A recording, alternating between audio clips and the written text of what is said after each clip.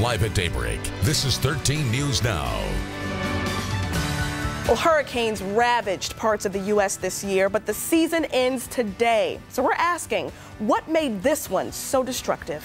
And a Virginia Beach neighborhood is on high alert. What precautions people are taking after a family dog was mysteriously killed. This is 13 News Now, Daybreak. I'm Lucy Bustamante. And I'm Ashley Smith. Andre has the day off, and it's another beautiful day in Hampton Roads. So let's go right over to meteorologist Tim Pandages for the good news. Hey, good morning, guys. Yeah, after a chilly start, we're in the 30s again. We're going to make it back into the mid-60s. A little bit cooler than yesterday, where a lot of us hit 70.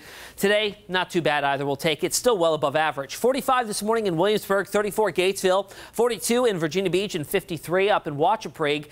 So that nice weather sticks around one more day. It's still going to be nice through the weekend, but we do cool down a bit thanks to a cold front that'll arrive tonight. Increase our clouds, maybe squeeze out an isolated shower for some of us, although I think the majority of the area gets through dry. But a much better chance at a soaking rain event here by next Wednesday. I talk about this now because behind that system, big changes are going to be heading our way in terms of some temperatures that we haven't seen yet this season. 30s and 40s for daytime highs. Out there this morning, we had a few clouds move through the area earlier. They scooted east and offshore. That's going to lead to another beautiful day today. 65 degrees, sunny and unseasonably warm. Those winds out of the east at 3 to 5, so coastal spots, maybe a few clouds at times. We'll talk about how long this nice weather sticks around, how the weekend shapes up in just a few minutes. For now, I want to get a check on those roadways with Ashley.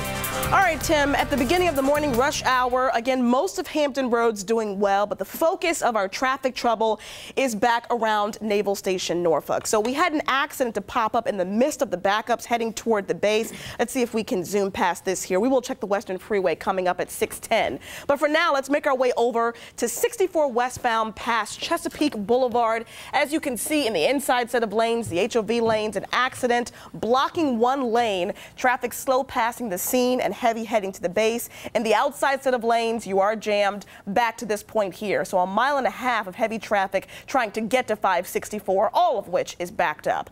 And don't forget the Gilmerton Bridge opens in about 30 minutes. The Berkeley opens at 9 this morning. We'll check that ride to the base again in just a few minutes. Lucy? All right. Thanks, Ashley. Well, let's take you live now to the Virginia Beach ocean front.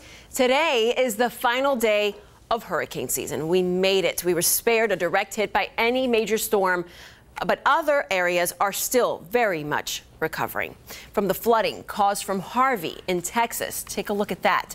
And if you remember the scare that South Florida got by Hurricane Irma just a few weeks after Harvey.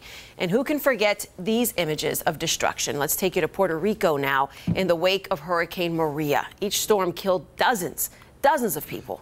So that leaves the question, what is it that made this hurricane season so destructive? So Ashley is checking in with Tim with a little bit of scientific background on this one. Yeah, that's right, Tim. The question being, was there something specific that you all uncovered that made this so different from previous years? You know, in hurricane season, you need a whole bunch of ingredients to come together to have a hurricane form in the first place. Okay. And this year, all of the ingredients were there in excess. We had the very, very warm ocean waters, 3 to 5 degrees above average. That doesn't sound like a whole lot, but it means there's just an exponential amount of energy available for all these systems. Okay. On top of that, we lacked an El Nino or La Nina, which would bring favorable or unfavorable upper level winds. We had great winds for that, and that steered a lot of the storms out into the Gulf of Mexico. And eventually in the United States, we had 3 landfalling major hurricanes this year. Right. It's never happened before. Absolutely. We're hoping for a lot less activity in the 2018 season. And hopefully. Absolutely. All right. Well, you can always get the latest weather and updates as well from our weather app. The weather team keeping that app updated. It's available for Apple and Android devices. All right, now turning to a mystery in Virginia Beach. Residents along Battery Road are puzzled and really scared after a family dog, we're talking a 100-pound Rottweiler, was attacked and killed in its own backyard. Animal Control tells us that they're investigating but cannot confirm if it was actually killed by another animal. Neighbors in the area are worried for their pets and, of course, their children. I have 2 small grandsons also that, we're concerned about.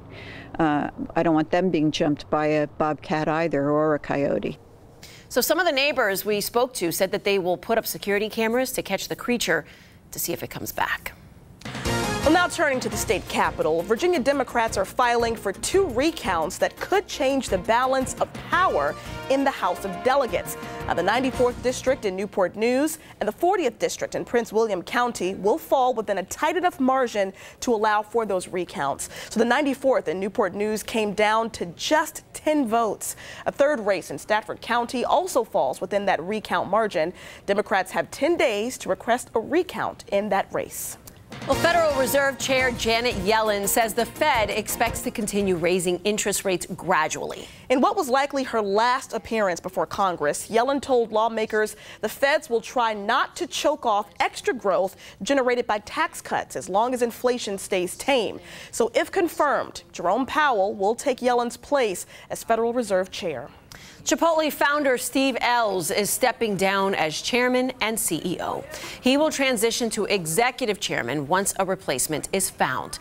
Ells began Chipotle with a single restaurant in 1993. Recently, the chain has been struggling to win back customers after a series of E. coli outbreaks.